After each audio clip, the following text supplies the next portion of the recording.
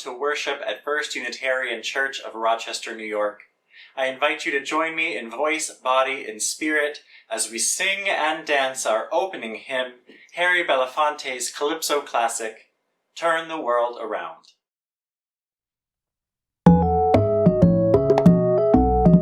We come from the fire, living in the fire. Go back to the fire, turn the world around. We come from the water, living in the water. Go back to the water, turn the world around. We come from the mountain, living on the mountain. Go back to the mountain, turn the world around.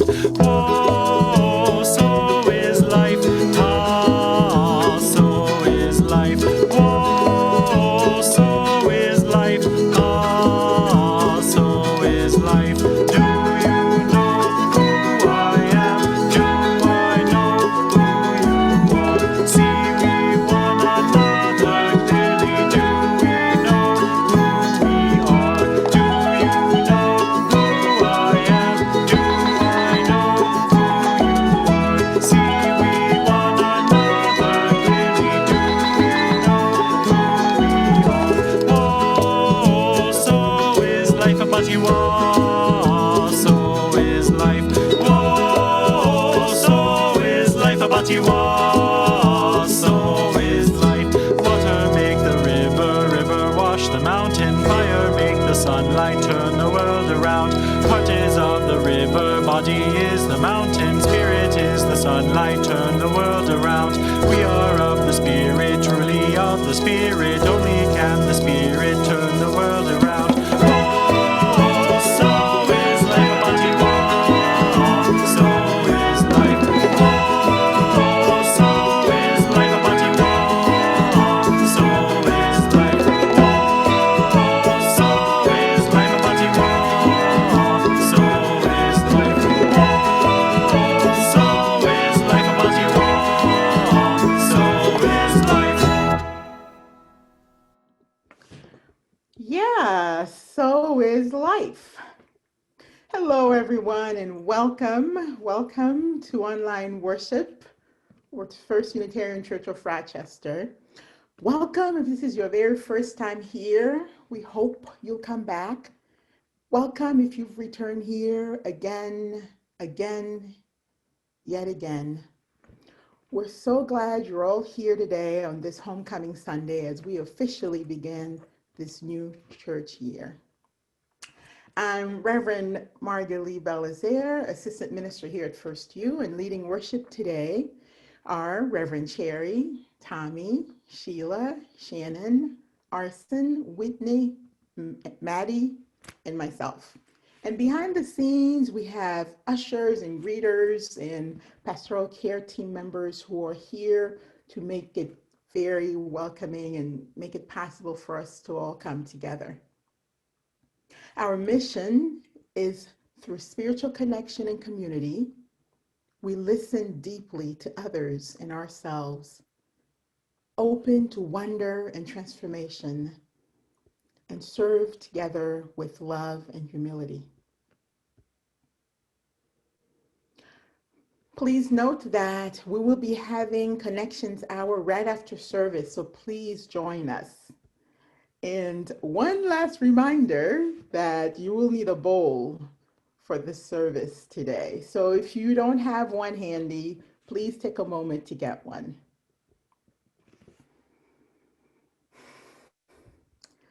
And now let's take a deep breath together.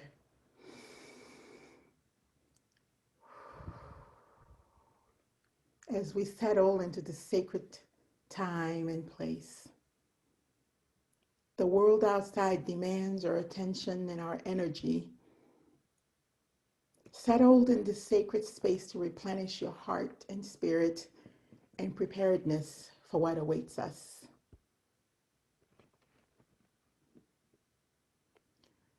And please join me in our chalice lighting and say our unison words along with me. May the flame we now kindle inspire us to use our power to heal with love, to help with compassion, to bless with joy, and to seek liberation and the fullness of community.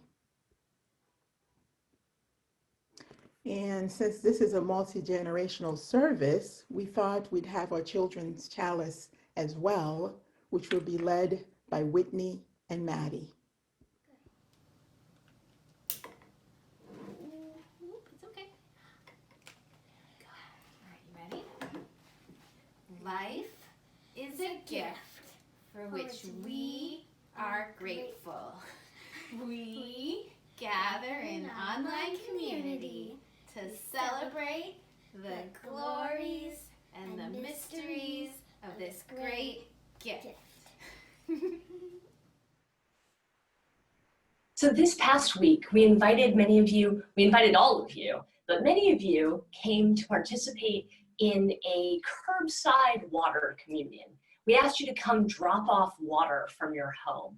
And we asked you to bring water from the many places where we are to merge together in one communal collection.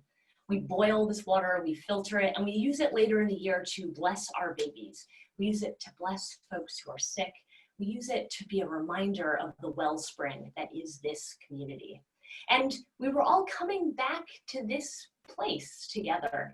And so we were reminded of the tradition at the Trevi Fountain in Rome, where if one throws a coin from their right hand over their left shoulder into the fountain, they're bound to return. Now, we didn't use coins. We instead had people flick water. And this tradition became our own this year. Sheila, in thinking about the Trevi Fountain, she reminded us that it's fed by aqueducts, fed by canals, by tubes that push water not by force or any sort of man-made conditions, but simply gravity, simply the natural flow of water. Now, of course, Romans built the aqueducts, built these tubes, essentially, to help the water flow where it needed to go. But it was a way to use the water's own force to get what we needed from it. Now, Sheila has another story from us about using the water's own flow. Once, Confucius and his students went on a hike out in the countryside to visit a majestic waterfall. This waterfall was known for the great height from which the water fell.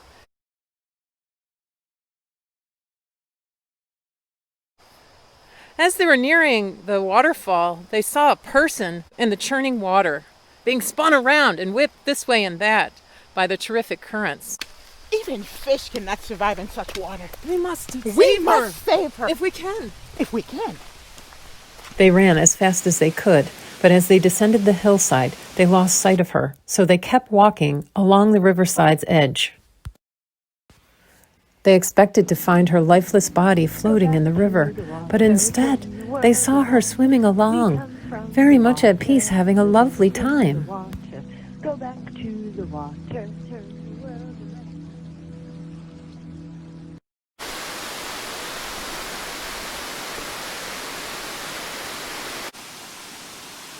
Confucius felt confused. He asked the woman, "When we saw you at the waterfall first, we thought you needed saving." When we saw you at the waterfall first, we thought you needed saving. I don't understand. I don't understand. How can it be that you are not harmed by the waterfall? How can it be that you are not harmed by the waterfall? Are there some special skills that you possess?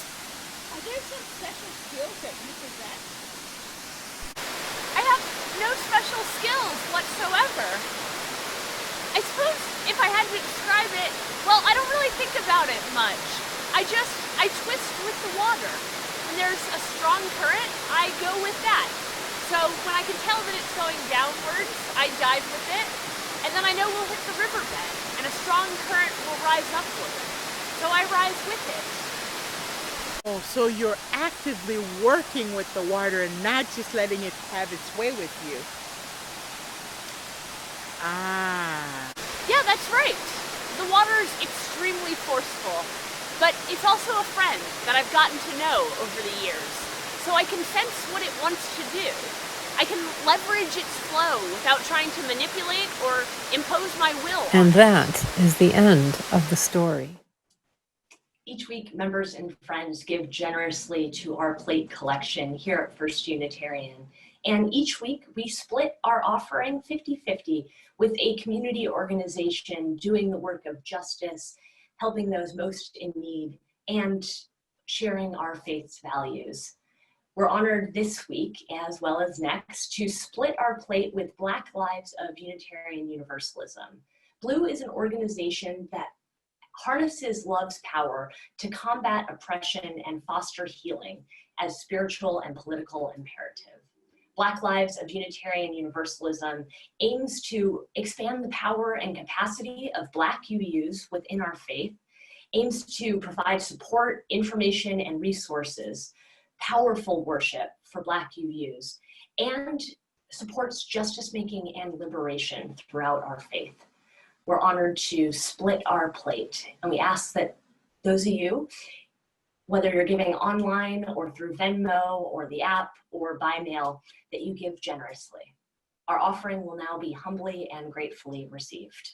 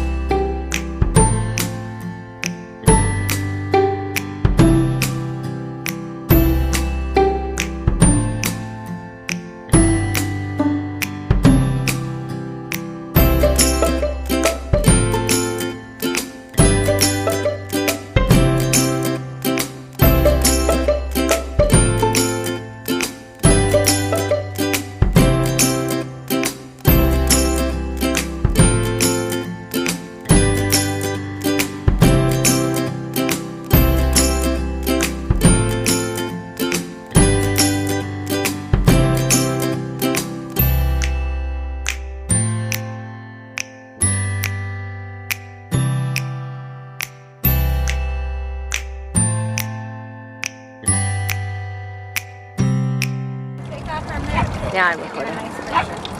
And I, of course, I was like, we need water, and then I forgot. So this is the dog water.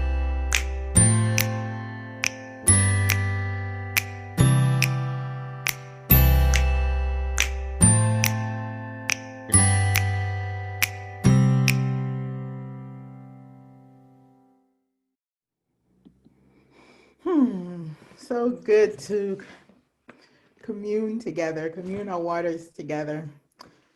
And now I invite you to join me in prayer, followed by about a minute of silent meditation.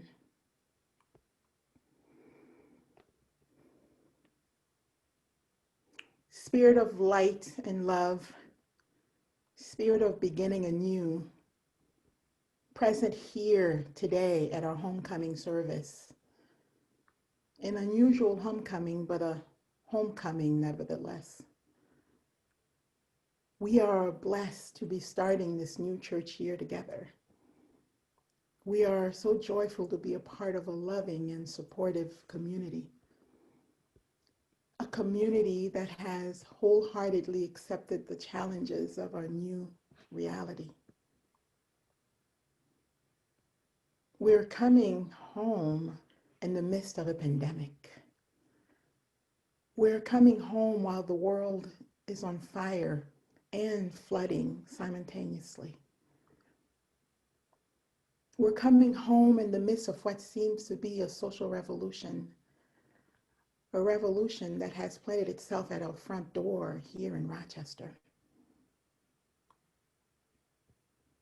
May we be audacious enough to rise to the questions and challenges of this time. May we live up to our mission to connect spiritually in community, listen deeply to others and ourselves, be open to wonder and transformation, and serve together with love and humility. For this is what the world seems to need right now. Let us rise to the occasion.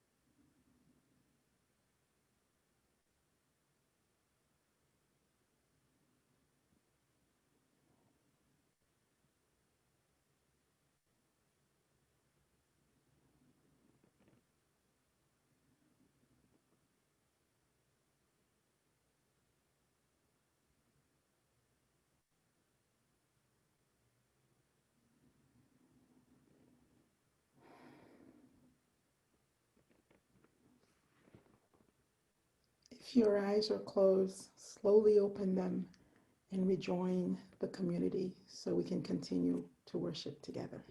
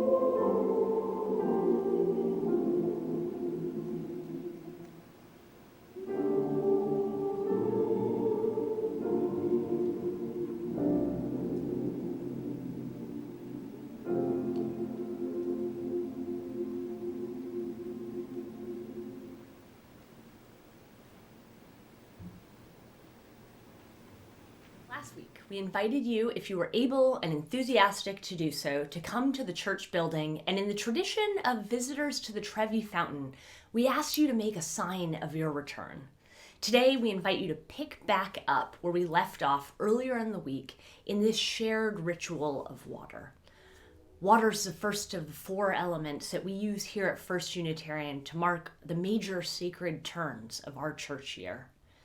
Last year, we joined our waters together. We merged the waters of this congregation in a ceremony of communion that gathered up our collective experiences. Some of you brought tears of sadness. Some of you brought seas of wonder. Others brought sweat of effort. And still others brought rivers of joy.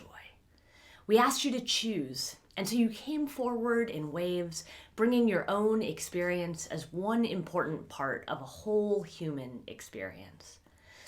Now, of course, many of us were feeling multiple things that day. We were riding more than one wave. But we chose whatever was most present for us, knowing that the other waves would be carried by other people in community. This year, as we gather for homecoming, to be blessed by the wellspring of this community, we find ourselves 6 months into a global pandemic, 2 months from a national election that the world is watching. I hear from many of you that not only in your own lives, but every day, sometimes every hour, it feels like there's a massive range of emotion and human experience. We go from hope to despair, to fear, to courage, to sadness, to silliness, and even when it feels like too much, each of us is big enough to be exactly this human. And so this year, this day, we honor these waves of human experience: grief, curiosity, struggle, and joy. This year, we don't ask you to choose. We bless each of these waves within each and every one of us. Please join us in this communal ritual of blessing. We invite you to follow along at home. You'll need some supplies, a bowl of water, your hands, and your attention. If you're with others, it's best if you have your own bowl, but you can share if you need to. And we'll guide you through each step of this blessing. We'll guide you through the motions that we share. And if those don't work for your body, feel free to adapt them. In this bowl is a sea. This is the water of new horizons and unknowns yet to be navigated. Within it is a vast, interdependent web of life, where who we are and what we do is bound up with the lives of others. Tap a finger on the side of the bowl and watch as it moves and sloshes, ripples spreading and crossing. This is a sign that all we touch, we change.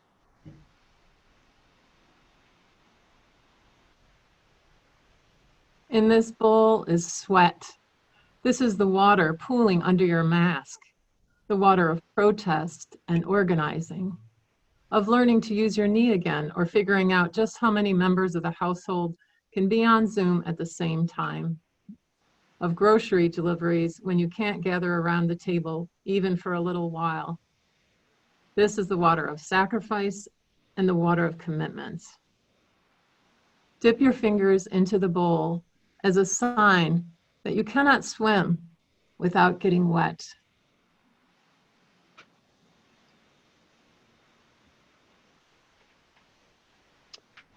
In this bowl are tears. This is the water of hurricanes and floods, of simple loneliness, of hospital rooms without visitors, of the grief that sneaks up on you still. This is the water of being broken open, heartbreak, and bearing witness. Please wet your fingertips to your face as a sign that life's waves sometimes crash overhead.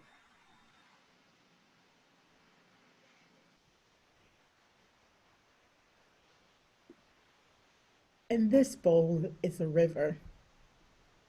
This is the water of renewal and laughter, of discovering forgotten pleasures, of connecting with those you really love, and of choosing joy over despair. This is the water that babbles sounds of delight as it dodges and dances with the rocks. Splash your fingers into the water's surface and hear the sound that it makes. Let it be a sign that we are never too old to splash and play.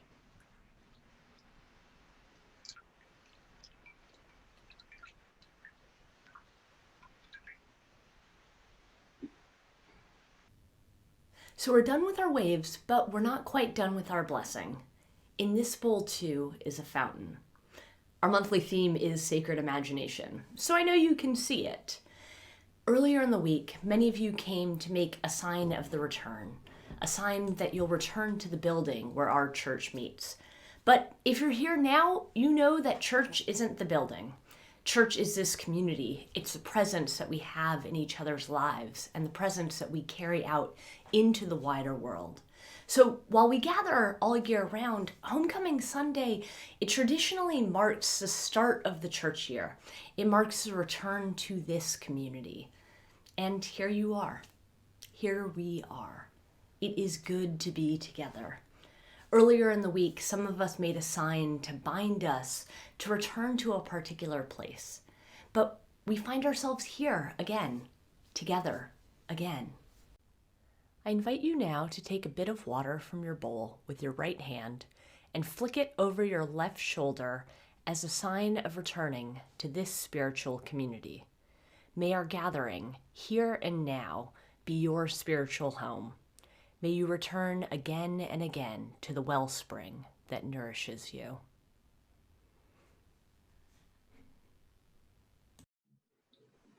It's so good to be with all of you again as we start our church year, as we gather to begin, even if we haven't gone anywhere, even if vacation meant going outside of our home, our apartment, or our house for the first time in months. We gather again. Over the past week, I have gotten used to the sound of drones overhead. Attending protests, there is a combination of drone aircraft from police and press and protesters that fly overhead, and that hum has become just a constant rhythm for me. And so I didn't even notice when I called my parents earlier this week, and there was that hum again, but less regular, less rhythmic, in and out, but a hum nonetheless. I didn't notice until my mom said, "Oh yes, the helicopters are still going. It's pretty late, but they'll continue all night." The helicopters and the airplanes, all carrying water. My parents live a few miles away from one of the fires that ravages the West Coast right now. And they've had their bags packed. They know that the fire is likely to not be contained for another month. But water still is being dropped constantly in an effort to save people's homes, to save their livelihoods, to ensure that my parents can leave their suitcase packed, but right where it is, sitting near the door of their home, left untouched. I didn't notice, but there it was all the same. It's funny how that cry for water, though so badly felt by people close to me, wasn't something I realized existed until they brought it to my attention. We cry out for water, for a quenching of raging fires in so many ways right now. We began our service today talking about Roman aqueducts, that ingenious, brilliant innovation on the part of these ancient peoples to use the flow of water to their advantage. They built aqueducts in a city that was built on the Tiber River, a city that was built in a way that, in a place that, in a season of celebrating water. Water was deeply important to these ancient peoples and was part of both collective celebrations as well as individual healing. The Tiber River and all waterways were seen as public goods that all could access. In this site of healing, this place of ingenuity, this place where the Romans had been so clever before and so proud of themselves for building up a society that seemed like things were working. That free movement of water also led to the spread of multiple plagues, multiple infectious diseases that all too easily slipped by and went from person to person, weakening the fabric of ancient Roman society. We know a little bit about that these days, a little bit about infectious disease that we weren't expecting, infectious disease that preys upon that which most connects us, those social exchanges, those places where we get to gather, to be healed and to be held, the river and church. That ingenuity, that brilliance that the Romans showed in building the aqueducts couldn't save them from the spread of plague, but they thought that it could. Unwilling to change, unwilling to see the ways in which the cry existed, whether they heard it or not. There was no shifting their way of living. We've taken a different tactic over the last 6 months. And though pride is not our primary religious value, although pride so often leads us into trouble, although pride is something that I know I personally must be careful to not be too full of, I am proud of the ways our community has shifted, has heard the ways in which what we thought was healing and good still has a call, but needs to shift forms. And we've done this in how we've approached church in the context of COVID. But that cry for water, that cry for a quenching of raging fires, where too does it exist? In some ways, it's a question I don't fully know the answer to. I don't fully know for each of us what private pain you carry, what struggles each of us brings in, what stories we carry. Those unfold both collectively in things like the Elder Tree or in Soul Matters groups, as well as individually in our spiritual practices, in our small conversations, in our private reflections. I can't begin to be so prideful that I would pretend to know all of those. But I have begun to be able to hear the hum that's existed overhead, the hum that's shaken the foundations of our society, that's embedded in how we operate as a city and a nation. Over the past 2 weeks, our city has become the site of the national uprising, the revolution that affirms the dignity and worth of Black lives, that affirms that Daniel Prude should not have died the way he did. We've begun to open our ears, begun to heed the call, and we do that not with pride, not with an overblown sense that we are right, not with an overblown sense that we know every possible detail of how this plays out. We come to this knowing that the cry, the hum cannot be ignored, that it's gone on for too long, and that which is flowing in our souls, the movement of water that brings us down and up and all around, is no longer worth fighting. That the inherent worth and dignity and the interdependent web of which we are all a part, These values that we carry as a spiritual community carry us into this moment. And our choice then is to move with the water, to move with the current that takes us down and then up, holding those around us, knowing that those who cry out among us, our children, our ancestors, our friends, our fellow congregants, and our own hearts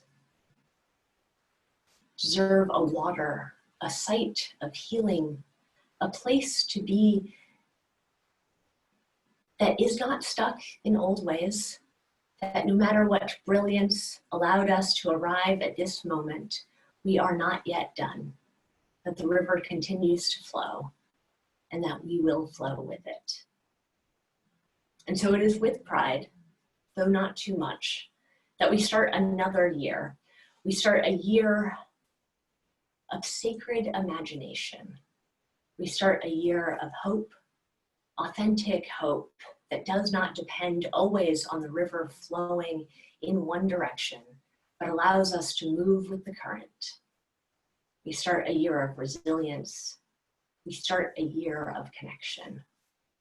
It is good to be with all of you. Come, it will take all of us this moment. So we close our opening service of the year as we close every service. We close in song. Song because by listening to each other, and I can hear you if you sing loudly enough, we might engage our spirits, our minds, and our bodies in this work. It is good to be with all of you. Please join me in our closing song. Please join me in singing There's a River Flowin' in My Soul.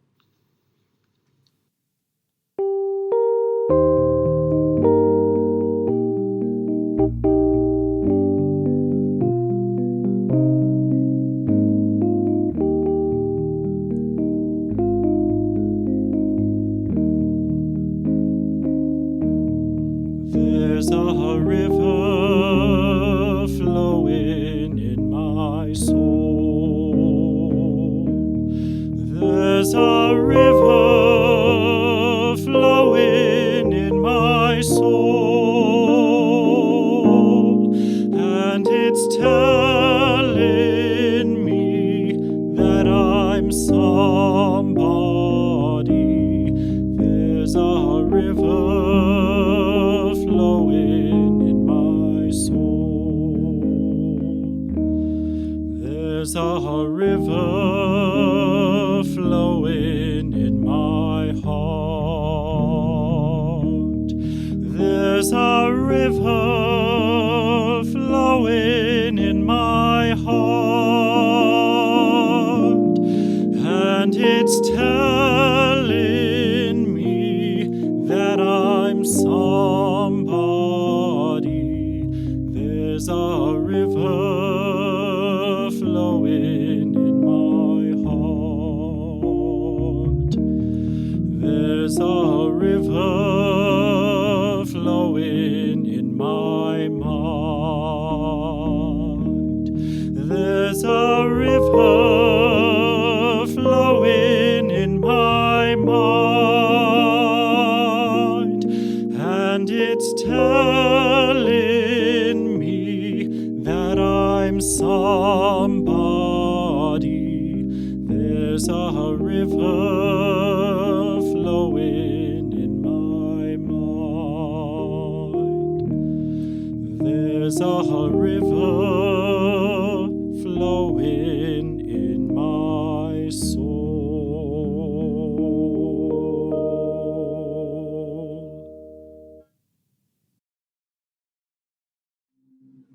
Please join me as we extinguish our chalice. Our chalice is now collective. Wherever you are, if you have a flame lit, please join me in our unison words. We extinguish this flame, but not the light of truth, the warmth of community, or the fire of commitment. These we carry in our hearts until we are together again. People will rise like the waters. People will turn and twist and go down and rise up like the waters.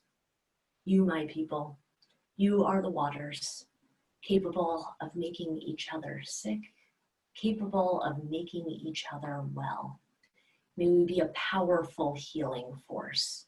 May we go out into the world knowing that we carry within us soul and mind, a river of goodness. May it be so. I love you. Amen.